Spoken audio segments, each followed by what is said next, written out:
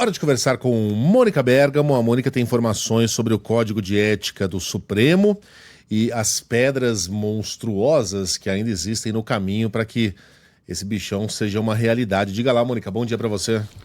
É isso aí, Megali, bom dia a todos. O clima, né, Megali, parecia mais ameno no Supremo, depois que o presidente Edson Fachin anunciou na abertura do judiciário nessa semana que a Carmen Lúcia seria a relatora do Código de Ética da Corte e que a implantação ficaria para depois do ano das eleições. Ou seja, aquele argumento de que não é um bom momento para se discutir o código tinha sido aparentemente superado a partir do momento em que sim, teremos uma relatora, sim, faremos um calendário de debates, mas o código só vai ser implantado mesmo, a coisa só vai acelerar depois das eleições.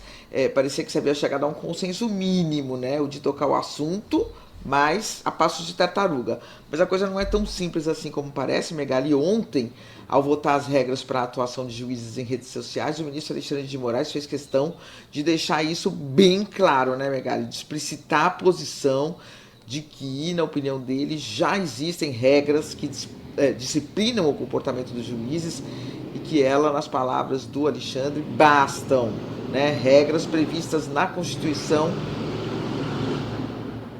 Tá um barulho aí? Rapaz, Então, que é isso aí, Mônica? Mar, né? Não, aqui não. Em Brasília? Não, a Mônica já voltou, tá em São Paulo, né, Mônica?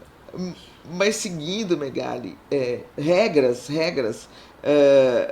que disciplinam o comportamento dos juízes, regras previstas na Constituição e na Lei Orgânica da Magistratura já seriam suficientes para disciplinar os magistrados. Ponto e basta, como dizem. Ao mesmo tempo, Megali, segundo sinal, né? O tão celebrado almoço que o Fachin marcou para o dia 12 de fevereiro, que serviria para acertar o calendário do debate do Código, que seria um almoço de confraternização, que seria um almoço beleza, foi adiado pelo presidente da Corte. Eu apurei que o almoço estava sendo esvaziado, que diversos ministros estavam dizendo que não poderiam ir por causa do carnaval, se não diversos, pelo menos, ministros-chave para essa discussão. Então, Fachin acabou adiando, né? A assessoria do Supremo diz que houve mudanças na agenda e que por isso esse almoço foi adiado. Bom, Megali, o carnaval é dia 17, né? O almoço estava marcado para quinta-feira, dia 12, quer dizer, por mais que todo mundo já comece na folia na sexta anterior, o almoço não ia cair na sexta, ia cair um dia antes, na quinta. Já tinha sido confirmado, já tinha sido agendado, já tinha sido divulgado, já tinha ganhado as manchetes e foi desmarcado. Então é isso, o discurso mais o cancelamento desse almoço ou o adiamento desse almoço mostram aí que a coisa está longe de um consenso, né? Não sei se você viu, Megali, o discurso do ministro Alexandre ontem com adendos do ministro Dias Toffoli, né? Deixou mais do que claro que o código não existe o menor consenso sequer para começar a discutir um calendário para esse código de ética. Ele foi muito forte as declarações dele, né, Megali? No sentido de que ele fala aqui, se a Constituição não solucionou, se a Lei Orgânica da Magistratura não solucionou, o Código Penal vai solucionar, é simples, basta aplicar, né? E, portanto, está aí um posicionamento mais do que claro.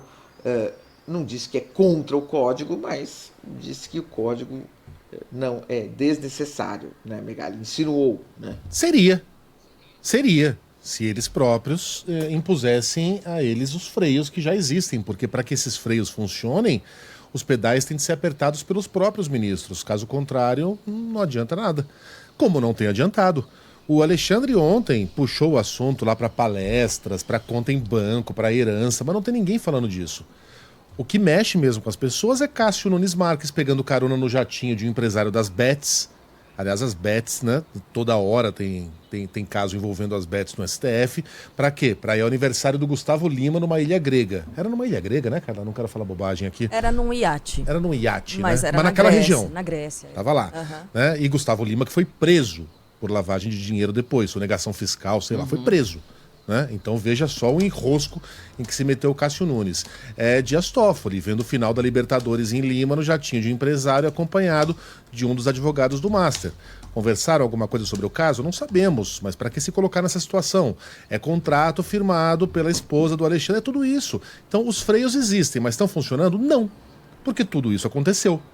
Né? E não seria o código de conduta que evitaria que acontecesse, mas pelo menos isso geraria um constrangimento a mais para que os ministros não se colocassem nessa diga lá, Ju, nessa situação.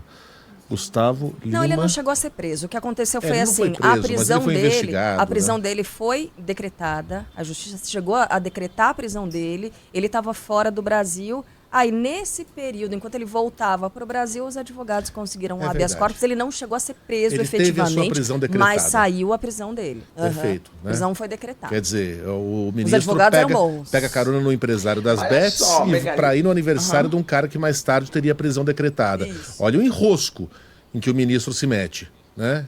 Mesma coisa Dias Toffoli.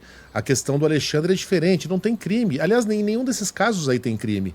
Mas pelo menos você cria um constrangimento.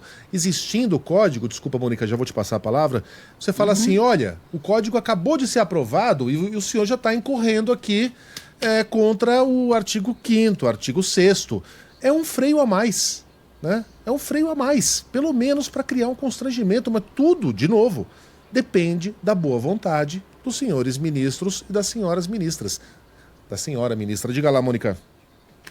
Não, o código pode induzir um comportamento, mas você tem toda a razão, né, Megali? Para que o código vingue, tem que existir uma adesão verdadeira, né, a esse tipo de comportamento. Agora, ele falou uma coisa, por exemplo, Megali, o ministro falou assim, não, é uma mentira repetida pela imprensa de que o juiz pode julgar causas defendidas por seus parentes. De fato, um juiz não pode julgar causas defendidas por seus parentes. Então, por exemplo, se a Viviane Moraes, mulher do Alexandre, entra no Supremo com uma causa, o Alexandre vai se dar por impedido. Agora, o que sim o Supremo decidiu, e que isso também gerou polêmica, é que o juiz, o magistrado, ele pode julgar. Existia um artigo no Código que impedia que os magistrados atuassem nos processos em que a parte, mesmo que tivesse outro advogado, fosse cliente também do parente. Então vamos pegar um caso concreto. O ministro Alexandre de Moraes, o Daniel Vorcaro, o Banco Master tem contrato, firmou um contrato com o escritório da Viviane, mulher dele, de quase 130 milhões, ok. Ele não pode, o Alexandre, atuar em processos do Vorcaro que sejam defendidos pelo escritório da Viviane. Mas ele pode atuar nesse caso do Vorcaro agora. Por quê? Porque o Vorcaro, neste caso que está lá no Supremo, das fraudes no Banco Master, é defendido por outros advogados de outros escritórios, então ele não estará impedido. Isso é legal? Isso é bacana? Essa é a discussão.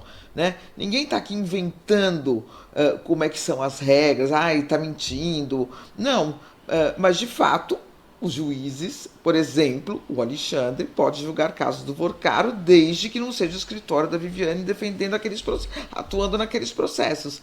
Então, tudo bem isso? Eu acho que é legítimo que a sociedade discuta e que se gerem os debates e as polêmicas, né?